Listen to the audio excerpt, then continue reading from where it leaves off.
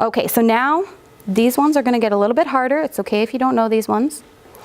But we're going to go into the 17 protected grounds. So if I am of Native American descent, that would be considered my... Heritage status? Yes, you're both right. Your race, your heritage, that is a protected ground. Excuse me. Yes. Are these 17 grounds for each area? Yes. So we just mentioned the first one, race. So if you are discriminated against based on your race in any of those 5 areas, you've got a claim. Yeah. Okay, the next one is Peter has a seeing eye dog because of his disability. That's right, thank you. And I have a few interesting things to say about this protected ground as well, because there's been some recent developments in terms of disability. Alcoholism is now a protected grounds. It's been recognized as a mental disability. So alcoholism in terms of employment is actually a protected grounds. Your boss, simply, he can't just fire you. He has to send you to rehab, or he has to try to rehabilitate you or accommodate in some manner, but he can't just fire you like that. And the other area that is of importance, yes? What if under your contract with your employer, it states that you should not go to work under the influence of, let's say... Well, that's always a bad idea, right? That's always a bad idea. Yes, I realize Yes. that, but under a contract like that, does that So what you're mentioning, right? Because when I say alcoholism or substance abuse, I'm talking about it in the context of an actual mental addiction. If you just went out partying one night and you were irresponsible and you show up to work half drunk the next day, that's not protected. We're talking about an actual mental disease. And at that point, your employer still has the duty to accommodate. They can send you home, but especially if you're operating unsafe equipment, but they can't fire you. They have to take measures to help rehabilitate you before they actually let you go. Now, if you're going to say that it's a disability, does that have to be medically documented? Not necessarily. Okay. Yeah. Yeah. Yes. Sorry, I had a question about the addiction one. Say somebody just gets hired the first day on the job. It turns out, hey, he's abusing alcohol all the time, and it's dangerous for that person and or somebody else. Well, then, okay, we're kind of getting a little bit into employment law, but then you're within your first 3 months probationary period, where you can be let go for any reason. So, of course, when we're talking about this, and especially in terms of employment law, there's a whole bunch of other reasons they can fire you, right? Because I'm just going to branch off into employment law because I do specialize it a little bit here. An employer doesn't have to have a reason to fire you. They don't. They can fire you for whatever reason as long as they give you notice or pay in lieu of notice. So if they don't like your face, they can fire you.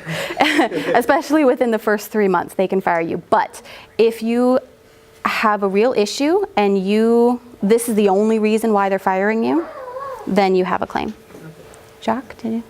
So you're saying if you have an employee for a year, Yes. and they're not performing, you could actually say to them, in 2 weeks, your employment will no longer exist? You only need 1 week. So you could just say, in a week from now, you no longer have a job? Yes. Yep. And they have no recourse if you give them a notice? Right.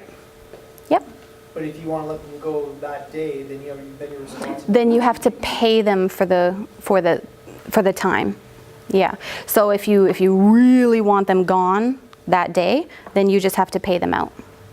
Yeah.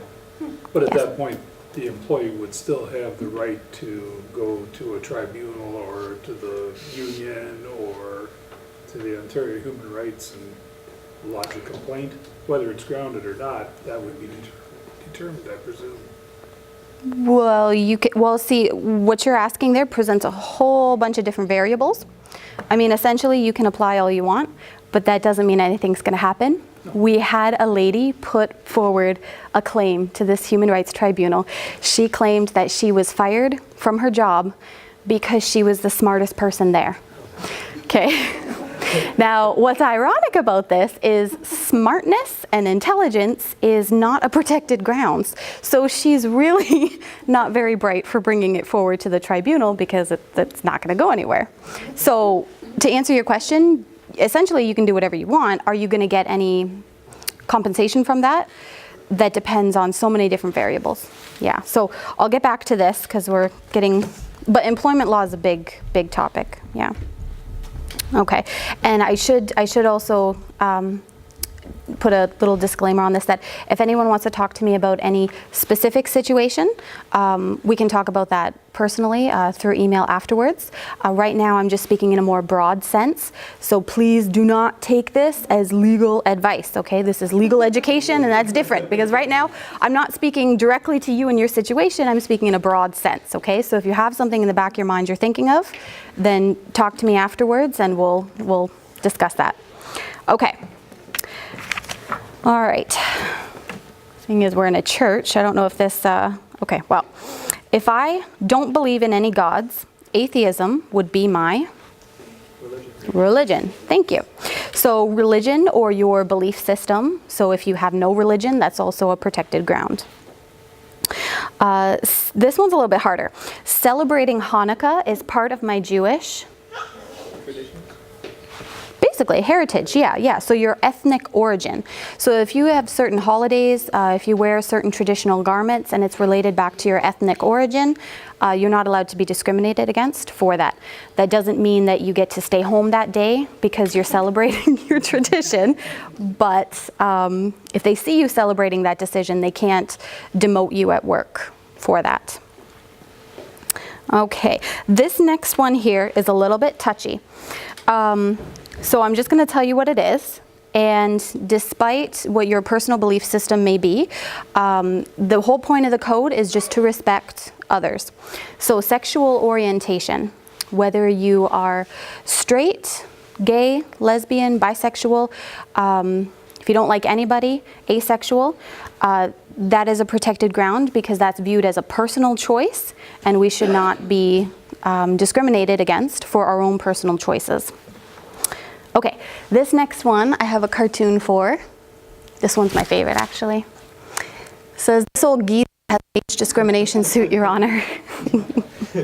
So age is a protected ground, and what they mean by age is of the ages of 18 to 65. After 65, you're allowed to have elder specials and things like that.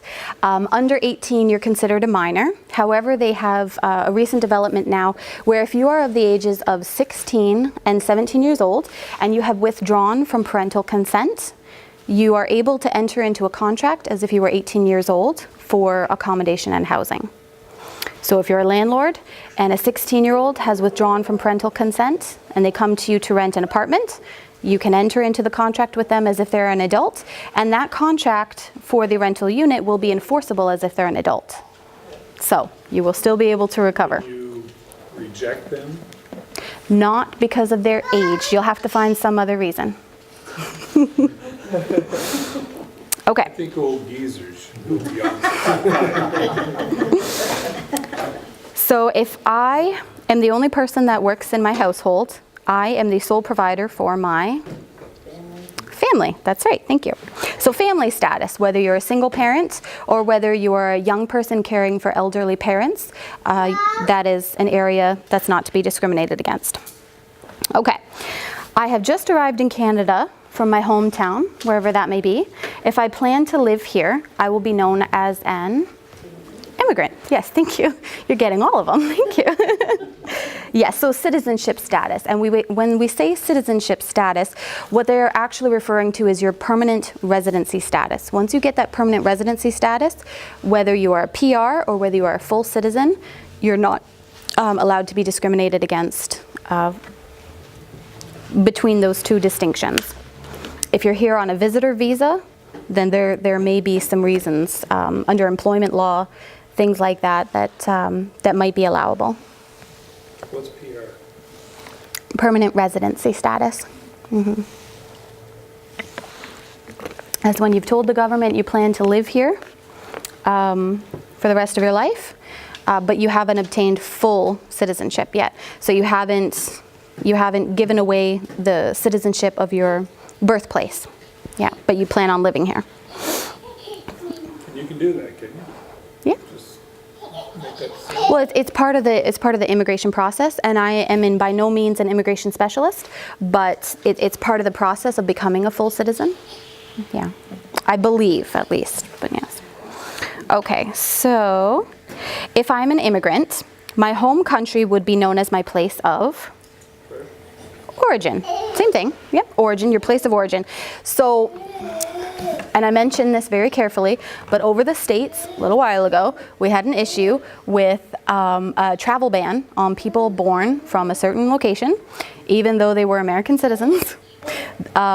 That would be illegal here in Canada, because once you become a permanent resident, once you become a citizen, you're not allowed to be discriminated against simply because your original place of origin was a certain country. Okay. I live in a common law relationship with my spouse. This would be known as our marital status. Exactly, thank you. So whether you're married, common law, cohabitating, you're not allowed to be discriminated against for that. And we're almost finished, guys. You guys are doing really, thank you for your patience.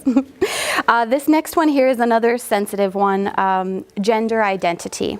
What the heck that means is, let's say you are born a male and you feel that you are a woman. So you look like a man, but you dress like a woman, talk like a woman, act like a woman. This is reflective of your own personal belief system. So regardless of how we feel about it, that is a protected grounds, and we are not allowed to treat them any differently. Okay. The public washrooms in Carolina. Oh goodness, that's another issue altogether. That's that too. That's kind of the thing. That's where they're going with that. Yeah. Yes. Yeah. Okay. This next one I have a cartoon for. Just don't look at that company name. I'm not trying to talk about that company, okay? Again, it's just a random joke. It says, this lawsuit could cost us a fortune in legal fees unless we hire women lawyers, right? So sex is a protected grounds, whether you're male, female, both or neither. That's a protected area as well. The last two, this one here only applies to the accommodation and housing sector. So I am having trouble finding work. So I am in receipt of public assistance. Thank you. Yes. So if you are receiving public assistance, aka welfare, and you go to rent a unit, they're not allowed to deny you simply because you're receiving public assistance. Maybe for a different reason, but family status, public assistance, they're not allowed to turn you away for that reason alone. And this last one here, and I've got another picture for it. This only applies in the workplace. And this one, this record of offenses is a protected ground, but it requires some explanation because it only protects you from certain offenses. And we're also talking about convictions, not charges. So if you are charged with something and it's in the works, you still could potentially be discriminated for this. But once you've actually been convicted, they're not allowed to discriminate, with one exception. And I know you've probably all seen this on a job application form. They will specifically ask you, have you ever been convicted of an indictable offense for which a pardon has not been granted? Okay, what that means is we have two strains of convictions. Okay, we have summary conviction and we have indictable convictions. Okay, this one's lesser and this one's more serious. Okay, if you've been convicted of a summary conviction matter, you don't have to fill out that box. If you've been convicted of an indictable offense and you've received a pardon, you don't have to fill out that box. The only thing they can discriminate against you for is an indictable offense which you have not received a pardon yet for. Okay, so that's the only time you fill out that box. All right, and next slide. You guys, yes, Jack. So that tells me either you're going to jail or you are in jail. Is that? That's a good point. Yeah, jail time is generally associated. Yeah. No, but once you're out of jail, then you've been pardoned. No, that's not true. No. Okay. No, no. And I have a friend in the audience who does a little bit more criminal law than I do, but we'll talk about that after, because you're definitely not pardoned just because you served your jail time. Yeah.